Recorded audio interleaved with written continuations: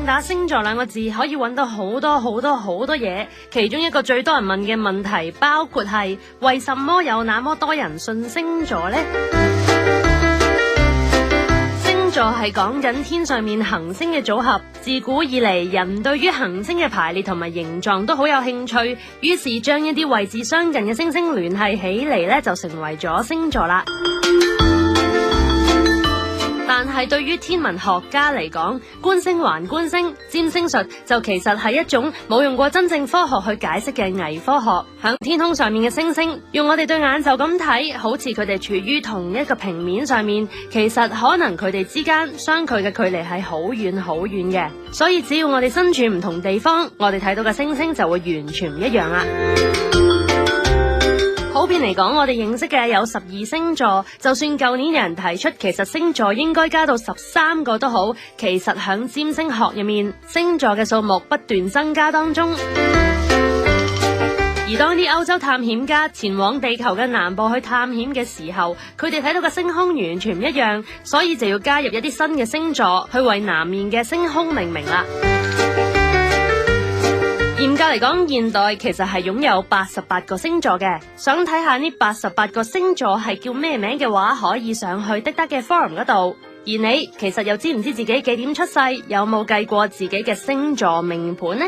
星座都可以唔迷信嘅，如果你當佢係一個幫自己了解多啲自己嘅一種工具，得閒玩下當係參考下，其實都 OK 啊。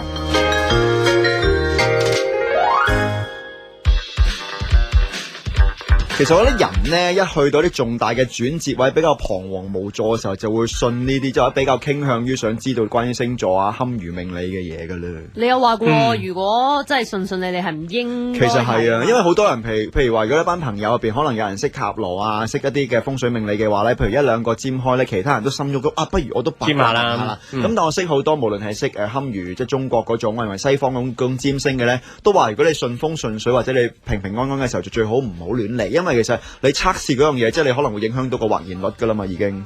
點解咧？即係你改變咗你想做。本來你係會行呢一步嘅，但係點知你測咗之後，你行咗左邊。即係可能你知道多咗顧慮之後，你可能做件事嘅個 timing 或者係你嘅決定已經有分別啦嘛。咁所以冇事冇幹最好就唔好亂嚟。其實老人家嘅説話係啱嘅。唔關嗰啲話尖得多咧會減壽嗰啲咁。唔係啊嘛，得少少 credit 你唔係搞嗰啲黑暗魔法嗰啲冇嘢。唔知我見夢妮睇佢老得好快呢幾年。佢應該係少咗吸一啲陽氣。佢好似50幾歲，而家好似60幾啦。但係回春喎呢排都。到底佢係幾多歲？我真係好想知。我亦都有問過身邊嘅人，但係得唔到一個正確答案。冇㗎，你唔覺得人咧過咗35歲打後咧冇正確答案㗎啦已經。即係佢已經冇㗎啦，因為咧比你大嘅應該係。唔係喎，佢話咩100歲之後。如果根據中國嗰啲堪輿風水命理咧，過咗100歲之後冇得測㗎啦。即係譬如好似陸叔咁，佢過咗100歲，因為佢原本嗰啲風水即係我哋原本嘅八字咧，佢係由0到100歲嘅啫嘛。佢基本上覺得人冇可能會過100噶嘛，咁所以過100之後咧，基本上計唔到噶啦。或者佢可能有啲人有一派就會由0歲開始再計翻起咯。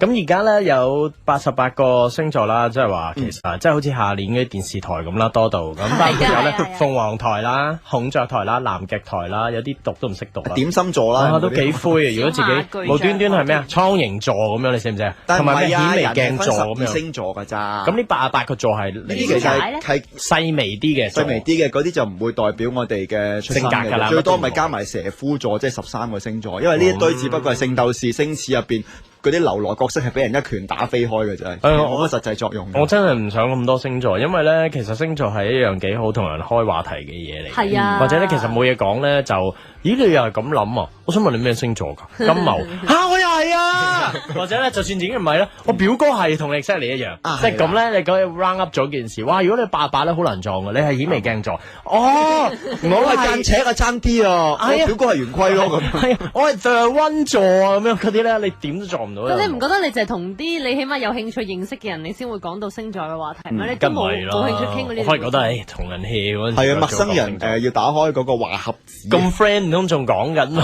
喂，點啊？你人馬座係嘛？今個禮拜點啊？但我真係同啲 friend 勁講㗎喎，因為每個月我哋都會其實唔係迷信啦，但係會每個月都有同一樣有啲嘢。唔係每個月都睇一個外國人寫好詳細嘅，但係我覺得吸引嘅地方就係佢會話俾你知，即係你今個月咧就係木星會進入你軌跡，而對上一次佢係100幾年前進入過，咁即係100幾年前我未存在㗎，我仲係我仲我連一粒卵子都未係嘅，但係100幾年前木星嚟過，然後而家佢又嚟揾我咯，咁即係我覺得呢啲係好詭秘啊！廣闊呢個時空嘅感覺咁樣。我覺得每人都有帶一套自己對於唔同星座嘅睇法咧，跟住同人傾偈嗰時係講出嚟。但係其實大家嘅分析，山羊座最煩，但係啲理據係好薄弱㗎嘛。自信佢講嘢煩啊，係啊，以親身嘅經驗，係啦，其實得1、2個朋友係好山羊座咁樣夾硬就代晒所有山羊座都係因為。不過香港人其實比較少會用占星做話題，但係咧台灣人其實出咗名，成日都俾人取笑或者自己取笑，就話佢哋成日任何交友甚至係 dating 嘅時候都係以星座行先咯。而香港人講台灣最多嘅話題就係鴨舌同埋珍珠奶茶、公園同埋康熙來了3樣嘢，係啊，同埋棒棒糖咁樣。